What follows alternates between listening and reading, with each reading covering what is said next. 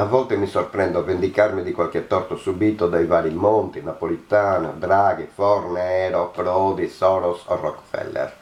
La lista dei nemici del popolo è infinita, senza contare le istituzioni tipo Equitalia o le varie società che forniscono servizi a prezzi esorbitanti. Vendicarmi con qualche frase sarcastica o qualche fumetto irriverente da postare in bella mostra sul mio diario e allora per qualche momento mi sento soddisfatto. Mi sento gratificato da qualche approvazione dei miei amici, ma poi pensandoci e rivedendo i post mi sento ridicolo e quel che è peggio mi sento ininfluente. Le mie pubblicazioni non hanno nessun effetto sulla gente. Altra cosa è quando col mio amico Pietro ce ne andavamo in giro per Cagliari per smuovere le coscienze, per informare, pur con le nostre piccole competenze, delle grandi truffe e illusioni che questa ridicola società fornisce quotidianamente. Va bene che ormai sono entrato nell'ordine di idee che l'Italia non è più la mia patria, sempre ammesso che lo sia mai stata. Ora che ho capito che quando è stata costituita lo ha fatto sempre è stato fatto sempre per lo stesso scopo, lucrare. Il girotondo malefico di unire popoli dalle caratteristiche dissimili che ci è stato imposto a livello continentale non è certo una novità storica, è la logica di tutte le massonerie, unire fino a fornire grandi agglomerati di nazioni, accorparle sotto un'unica bandiera in modo da poter dominare meglio, in modo da trattare con politici eletti da loro stessi piuttosto che con la gente. E il loro fine è sempre lo stesso, diventare sempre più ricchi sfruttando il lavoro di interi popoli, accorpare in modo da poter distruggere economie di tratti di territorio sempre più ampi. Si è cominciato fin dal 1861 a distruggere le potenzialità di tutto il sud Italia e della Sardegna. Ed ora vediamo che il criminale progetto europeista tende ad affamare tutto il sud Europa. Non bisogna essere dei fulmini di guerra per capire a cosa mirino questi delinquenti, ad indebitarci in modo da potersi appropriare per una manciata di soldi dell'immenso patrimonio dei nostri territori, culla di molte civiltà del passato ed attuali. E se la gente non ha capito il loro progetto, bisogna che venga informata a costo di passare per pazzi e visionari. E allora giù a postare frasi caustiche sui vari blog, a ideare frasi amene e irriverenti contro quegli assurdi personaggi disposti a vendere il proprio popolo a biechi finanzieri di oltreconfine.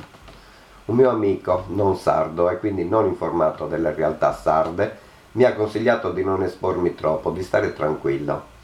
Ma come si fa a restare indifferenti ad autentici soprusi, ad azioni indegne che ci vengono inferte con inaudita violenza morale, incuranti del fatto che il popolo sta così subendo carognate belle e buone?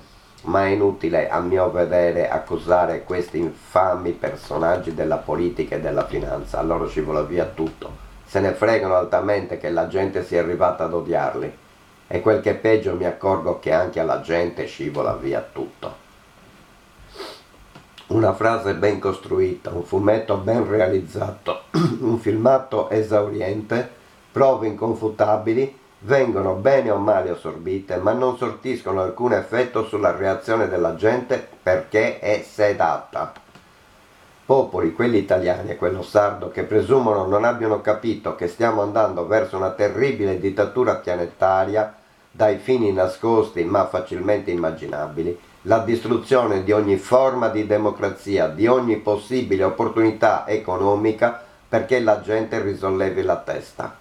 Loro, le fetenzie, cercano continuamente di renderci la vita impossibile, di creare crisi, malattie, pestilenze fisiche e virtuali. Loro cercano di controllarci fin nelle nostre piccole azioni quotidiane. Loro ci vogliono assoggettare, rendere dipendenti dai loro voleri e dalle loro imposizioni. Del resto lo hanno capito benissimo che il gioco è facile, dal momento che ci hanno imposto la inutile società dei consumi. Quando sono riusciti a farci comprare oggetti inservibili e dannosi, hanno sfruttato la nostra dabbenaggine. A loro piace vincere facile, ma che colpa possiamo attribuire alla gente? La gente è super condizionata dai media che inquinano i pensieri.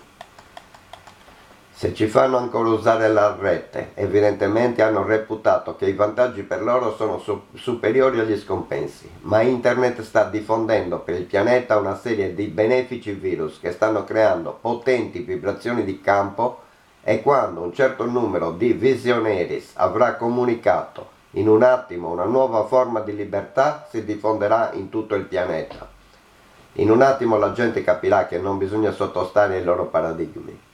Farà terra bruciata intorno a loro e il nuovo senso di giustizia che emergerà prepotente li costringerà a nascondersi sottoterra. Del resto i vermi che si definiscono illuminati stanno bene solo nascosti nel buio sottoterra.